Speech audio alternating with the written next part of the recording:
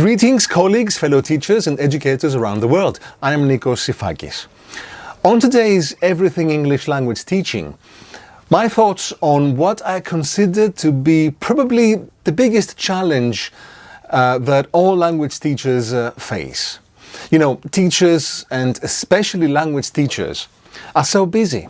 Their practice is really demanding, and the expectations from their learners and all other stakeholders around them are often very high. So teachers do so many things both inside and outside the classroom, preparing the lessons, handling the actual teaching, collecting and evaluating homework, and so on and so forth. All this is very familiar to us. Today, I'd like to focus on the teacher in her classroom. What I'd like to point out is that language teachers have three main roles. They wear three different hats, as it were. All of these roles are absolutely and equally essential for successful teaching, but one of them tends to be neglected, and for me, it's arguably the greatest challenge for language teachers. So what are these three hats, these three roles? Well, the first role a teacher has is that of the person who is knowledgeable about the subject matter that they teach. This is simple enough. Math teachers, for example, should know math, history teachers should know history, and physics teachers should know physics. Language teachers should know the language they teach, and this is absolutely essential for them. Otherwise, what's the point, right? How can we teach English when we don't know the language? And sure enough, university education, especially the years of undergraduate study, cover this need fully. In the years of undergraduate education of English language teachers, you get courses on everything that has to do with the language, ranging from the linguistics of English, semantics, syntax, morphology, phonology, phonetics, as well as socio- and psycholinguistics, first and second language acquisition, and so on. And you also have courses on English literature that ranges all around the world, across the 4 continents. And you get courses on the history and culture associated with the English language.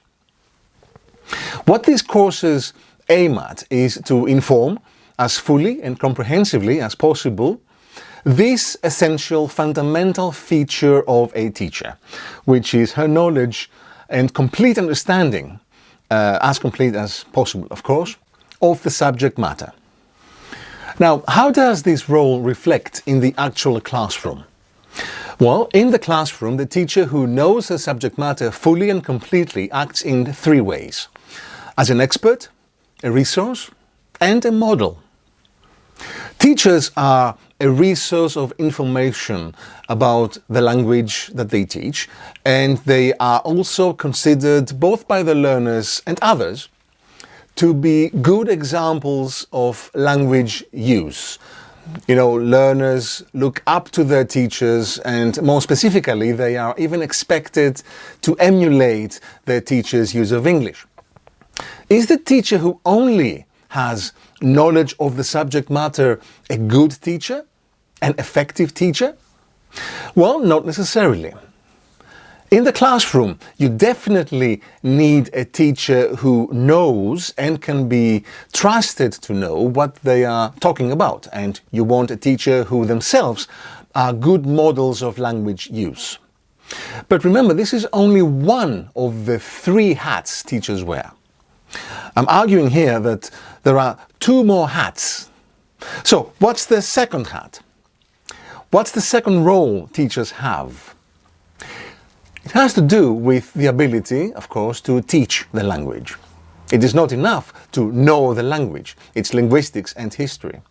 If you're a teacher, you should be able to teach, for example, the 4 skills: reading, writing, listening, and speaking, and their sub-skills: like summarizing, paraphrasing, extracting key points, developing an argument, making a presentation, listening for details, and so on and so forth. The list is huge. You're also expected to teach grammar or to teach your learners how to use a dictionary properly and other skills. And of course, you should be able to assess and test your learners' performance as well in all of the different aspects of language use. Again, how does this role reflect in the actual classroom? Teaching is what teachers do. So of the three roles or hats, this one is the more salient, the more visible to everyone involved. This role pictures the language teacher as pedagogue. In terms of basic education and training, this is another role that is well catered for in universities, seminars and conferences. Undergraduate courses have certain modules and courses devoted to English language teaching. They have practicums, classroom observations, mentoring programs, and so on.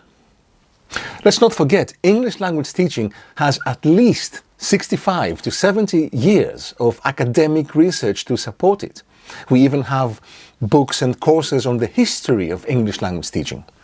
And today we are very happy to report that we know more about how to teach English as an additional second or foreign language than we do about any other language in the world. If we know something extremely well, that is English language teaching, and by the way, testing. Okay, so we have described two of the three hats. What's the third one? What is missing from the equation?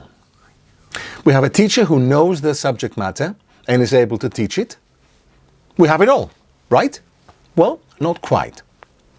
What we are missing is the elephant in the room, and that is none other than the learner. That is of huge importance. What is all the knowledge of the English language in the world and all the expertise in language teaching worth if you cannot or are not allowed to practice it in the classroom with your very own students? If you feel intimidated or outnumbered by your students, if you feel that the entire class has abandoned you or has turned against you, if your learners are unruly, unfocused, undisciplined and noisy, unmotivated and withdrawn. The aim in teaching English is for you to be able to put your knowledge and expertise in good use. But I'm sure that you and I know very well that there are colleagues out there, teachers who are perfectly trained to teach, who love the language and love teaching it, who are sadly unable to enter the classroom because they cannot control it. They are missing the third hat, the most important, in my view, the role that raises the biggest challenge in English language teaching. And that is none other than the ability to teach human beings in groups. What's the most important thing in teaching a language? Engaging your learners, motivating them, helping them in being their best self when they are in your presence, in your class. But we sometimes forget that our learners are people, and all people are different. Some are quick learners, some are not. Some are extroverts, some others are more introverted. Some people need to move to learn. For others, it's enough to just sit at a table with their book. For some of your learners, school is pleasurable. They are naturally equipped to take in everything you expose them to. They enjoy school. But for others, school is miserable, a waste of time. It's not for them. Does this mean that school is only for the first type of people? Whose fault is it that school is the way it is? Is it theirs? Anthropology and psychology teach us that humans learn best when they form proper groups. This is a snippet of truth that we as language teachers make very little of in our practice. You see, we understand that we need to group our learners during the various tasks we ask them to carry out. But how often and how seriously do you think about how you group your learners? How often do you think about each individual student in your class and his or her psychological profile? How often do we try to find ways to engage all types of personalities and not just cater for the one personality type that is more readily adapted to school and schooling? Course books, well, they don't help much. Their job is to focus on the other two hats. They provide the language input and the tasks that are appropriate for scaffolding our learners' competence levels. But course books do not know your individual learner, only you know them. And your job, our job, is to use whatever ways and means that we can glean from the realm of educational psychology to prompt all types of learners in our class to learn. This is the third role of language teachers. And the greatest challenge is not to be the teacher of the class, the boss that gives instructions and provides grades. There is a time and place for those as well, of course. The challenge is to become the facilitators of learning, the providers of detailed and apt feedback, the supporters of learning. In a nutshell, the challenge is for teachers to become the true leaders of their class. There are many seminars and courses in educational psychology that are around us, but you should seek them out because traditional university education and teacher training do not appear to have much interest for them. But in my view, these are the skills that we desperately need as teachers. Seminars and courses in, say, task-based instruction are fine, but we need to know how to form proper groups to carry out these tasks. That's the way to make the best of the other two hats. And mind you, that's the way to experience what it means for all your learners to respond to your teaching, to make the headaches and migraines that are a result of poor management skills disappear. That's the way to make you happy as a teacher, as someone who truly contributes to your learners' learning. This is an area we will definitely be returning to in the videos to come. But what are your own views? Do you believe that teachers need to learn more about using group work and pair work? Were you surprised by my perspective in this video?